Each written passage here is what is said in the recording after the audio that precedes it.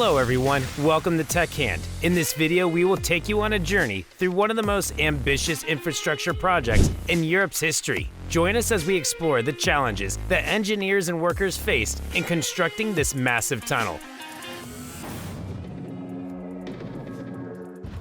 Ultimately transformed transportation in the region, from the sheer scale of the project to the innovative technology used to excavate and reinforce the tunnel. You'll see how this megatunnel is a true marvel of modern engineering. Thanks for watching, and don't forget to subscribe. Let us know in the comments that you're subscribed and what you think of this video. We'll reply to you personally. You can also give us a thumbs up. Thanks for that.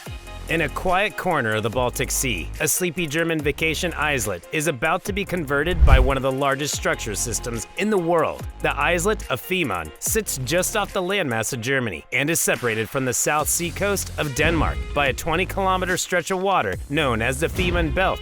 Construction is underway on a layer between the two countries that will give the missing link in an international trace which will move hundreds of thousands of people at a time and induce billions of bones in profit. First, let's take a step back. The Trans-European Transport Network is a series of roads, railroads, and shipping lanes which connect every corner of the mainland.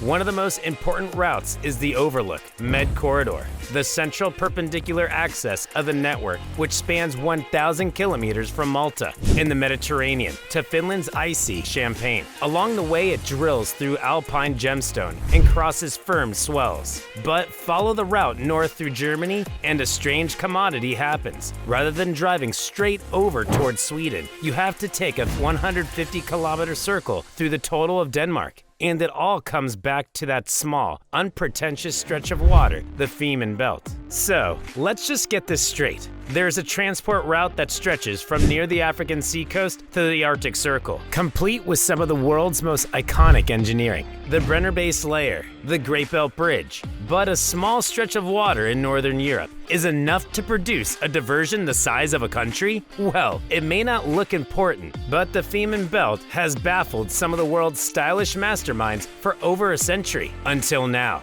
The ORESUND Bridge is one of those rare feats of communal construction, a megastructure whose armature and engineering come together in perfect harmony to produce a truly iconic piece of structure. Immortalized in the 2011 drama The Bridge, it connects Denmark with the southern Swedish megacity of Malmö. And it was while this crossing was being planned that Sweden had a big idea. Indeed, on a high-speed train that takes about 5.5 hours, and for a freight train, it's indeed slower. Germany is Sweden's second biggest import request, so that's a huge deal. The Swedish government saw a roadway at the FEHMARN Belt. Fortunately, that wasn't as outrageous as you might suppose. There's been talk of creating a road between Hamburg and Copenhagen since the 19th century, quaintly dubbed the Vågefluglinje, or Raspberry Flight Line. But nothing really happened until the 60s, when a ground was erected to cross the short stretch of water between FEHMARN and landmass Germany, known as the Fehmarn Sound.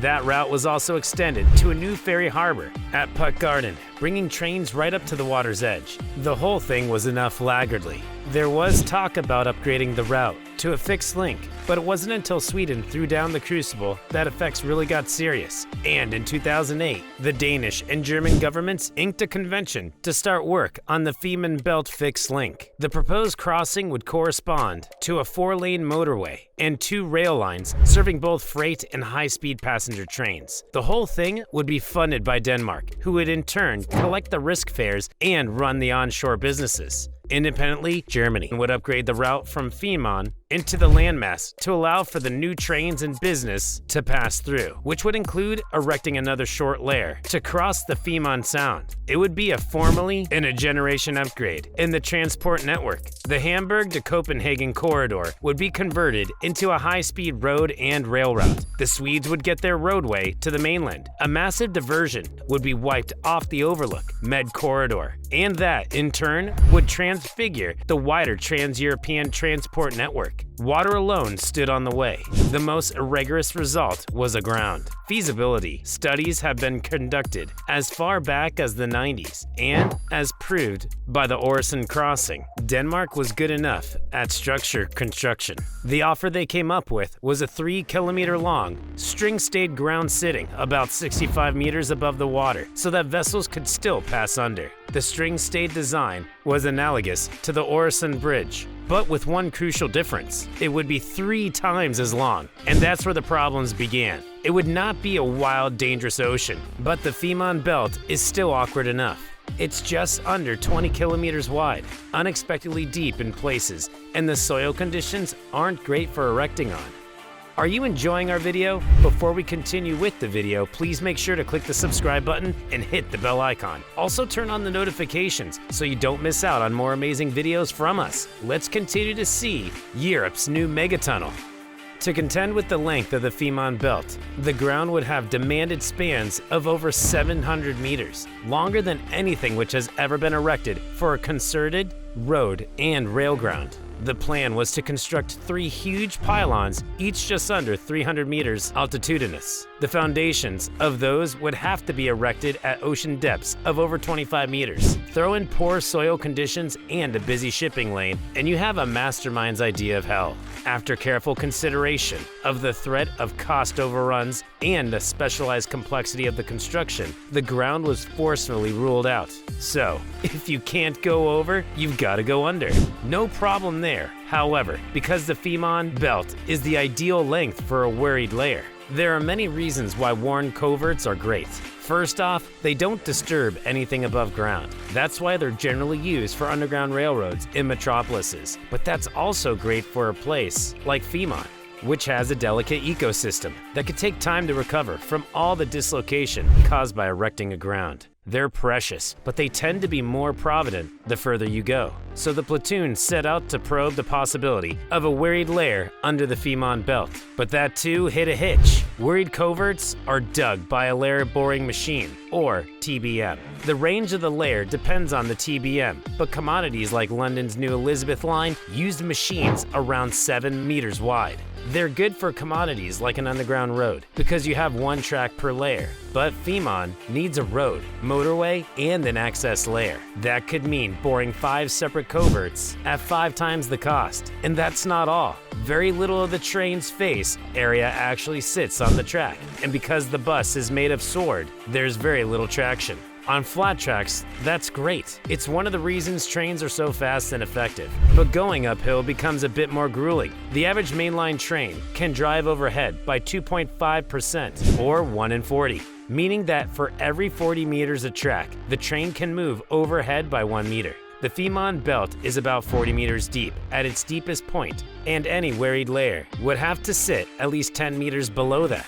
That would make the layer incredibly long in order for a train to travel into it, pass under the ocean, and pass successfully again up the other side. A shorter layer would produce a train track that's incredibly steep, and any train presumably wouldn't make it. So you may suppose with a ground and a worried layer ruled out, it may be time to throw in the kerchief. Fortunately still, there's one option left, the immersed tube layer, or IMT. Rather than boring through soil, IMTs are made up of prefabricated concrete rudiments, formally made. These are taken out of fossils, which are dug in the seabed and sunk and sealed together. Once laid, the whole thing is covered over with earth. And hey, presto, you have a layer. An IMT is a great result for a place like the FEHMARN belt. It's shallower than a worried layer, so trains have no problem passing through, as well as being a lot cheaper. You avoid the specialized complications of erecting a ground, and it poses no threat to shipping once complete. Thanks for watching. Don't forget to subscribe. Let us know in the comments that you're subscribed and what you think of this video. We'll reply to you personally. You can also give a thumbs up. Thanks for that.